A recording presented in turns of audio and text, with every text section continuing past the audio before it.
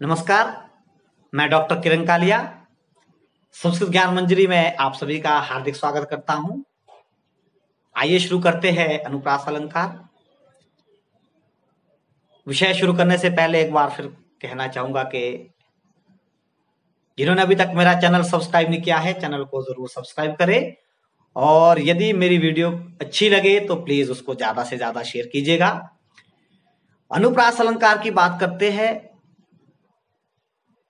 तो आचार्य मम्मट जी कहते हैं कि वर्ण साम्यम अनुप्रासः, अर्थात जहां पर वर्णों में आपस में साम्य देखने को मिले, समानता देखने को मिले, तो ऐसी स्थिति में अनुप्रास अलंकार होता है। इसको और अधिक सुगमता से समझने के लिए मैं आपको और सरल शब्दों में इस परिभाषा को परिभाषित करना चाहूंगा कि जहां पर स्वरों के असमान होते हुए भी केवल व्यंजन वर्णों में ही समानता देखने को मिले तो वहां पर अनुप्रास अलंकार होता है। आइए मैं आपको उदाहरण के माध्यम से इसको स्पष्ट करने का प्रयास करूंगा। अरक्षितम तिष्ठति दैव रक्षितम, सुरक्षितम दैव हतम विनश्यति, के जिसकी रक्षा कोई नहीं करता, अर्थात जो बिल्कुल असहाय होता है उसकी रक्षा स्वयं दैव करता है, भाग्य करता है, या यूं कह लीजिए स्वयं जगत ईश करते हैं। और जिसकी हम ज्यादातर सुरक्षा करते हैं, ज्यादातर उसको बचाने का प्रयास करते हैं, और वो जो है देव भाग्यों से स्वतः ही विनाश को प्राप्त हो जाता है। तो यहां पर आपने देखा होगा पूर्व पंक्ति और जो उत्तर पंक्ति है दोनों में अरक्षितम और जो सुरक्षित जो पद आए हैं उसमें र और क्ष और जो त वर्ण है इनका आपस में साम्य देखने को मिलता है और ये व्यंजन वर्ण है, इसलिए ये अनुप्रास का उपयुक्त ही उदाहरण है। तो मैं अब आपको भेद के माध्यम से भी इसका स्पष्टीकरण करना चाहूंगा, क्योंकि परीक्षा के लिए कई बारी सविस्तार पूर्वक अनुप्रास अलंकार पूछ लिया जाता है और कई बार अगर आप नेट जेआरएफ या कमीशन किसी भी प्रकार का देने जाते हैं तो उसमें इसके अवान्तर भेदों के ऊपर से क्वेश्चन जो है पूछा जाता है। तो आइए शुरू करते हैं। अनुप्रास अलंकार के मुख्यतः तो दो प्रकार के भेद होते हैं। नंबर एक वर्णानुप्रास, दूसरा है आपका शब्दानुप्रास। जहां पर वर्णों में अनुप्रास हो वहां पर वर्णानुप्रास अलंकार होता है। तो ऐसे ही अब मैं आपको एक एक करके वर्णानुप्रास और शब्दानुप्रास के आगे भेदों का वर्णन करूंगा। आइए शुरू करते हैं वर्णानुप्रास के बारे में। तो वर्णानुप्रास में दो प्रकार के भेद होते हैं, छेकानुप्रास और वृत्त्यानुप्रास।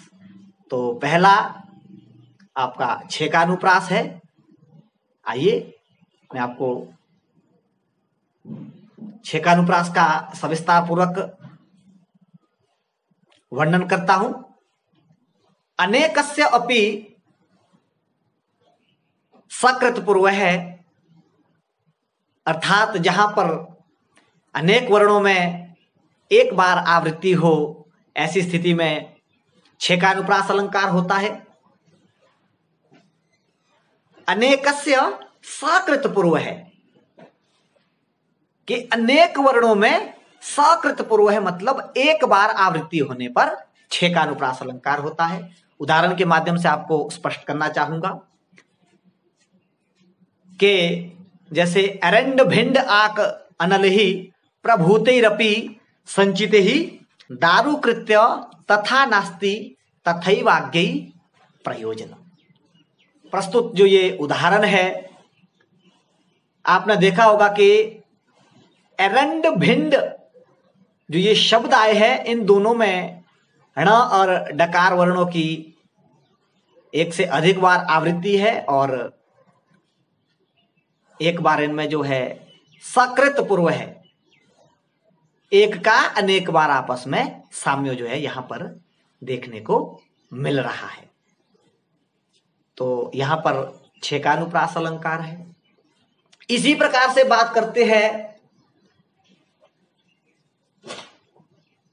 वृत्यानुप्रास अलंकार की। तो वृत्यानुप्रास अलंकार से तात्पर्य है जहां पर एक हो या अनेक हो, अर्थात एक या अनेक वर्णों की असकृत पूर्व है,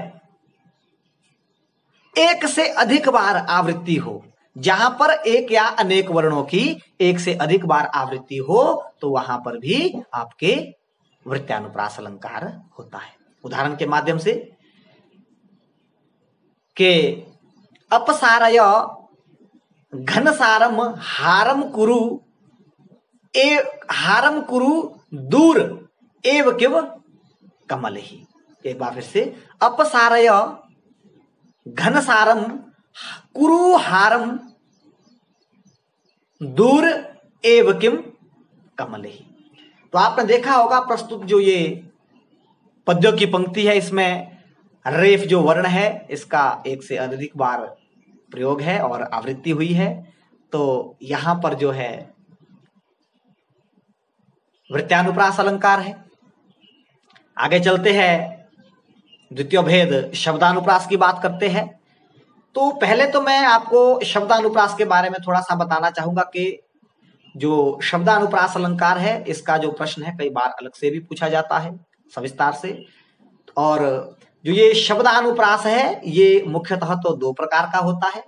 और यदि सामान्य रूप से आपसे बात की जाए, कोई पूछ ले कि शब्दानुप्रास के कितने भेद हैं, तो 5 प्रकार का ये शब्दानुप्रास होता है। मुख्य रूप से शब्दानुप्रास के 2 भेद हैं और सामान्य रूप से शब्दानुप्रास 5 प्रकार का है।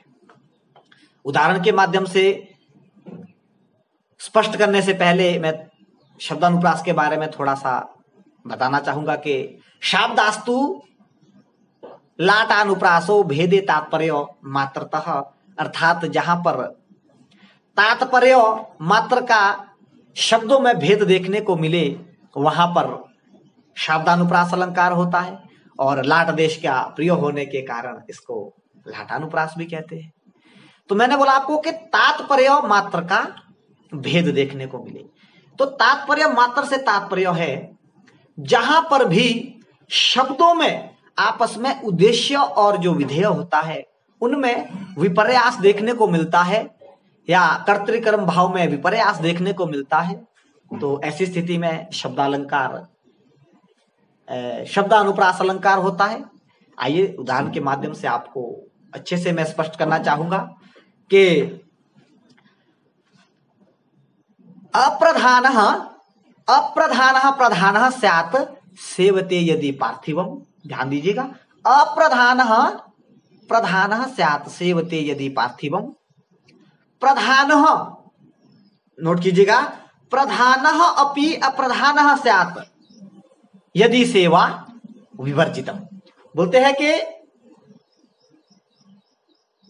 जो अप्रधान होता है, जो ज्यादा प्रसिद्ध ना हो, यदि वह अपने सेवक अपने स्वामी की सेवा करे तो वह अपने आप ही स्वामी का प्रिय और प्रसिद्ध हो जाता है।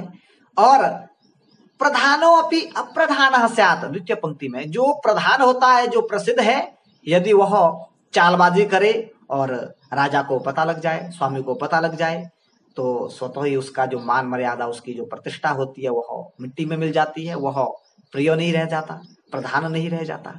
तो आपने यहां देखा होगा कि पूर्व पद और उत्तर पद में जो प्रधान और अप्रधान शब्द हैं उनका विपर्यास हुआ है। उद्देश्य और जो विधेय थे उनका विपर्यास हुआ है।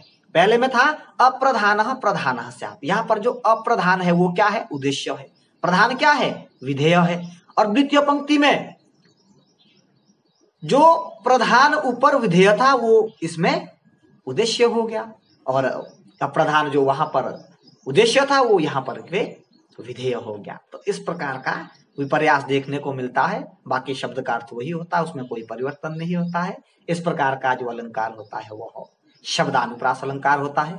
उम्मीद करता हूं आपको शब्दानुप्रास अलंकार का स्पष्टीकरण अच्छे से हुआ होगा। धन्यवाद, नमस्कार।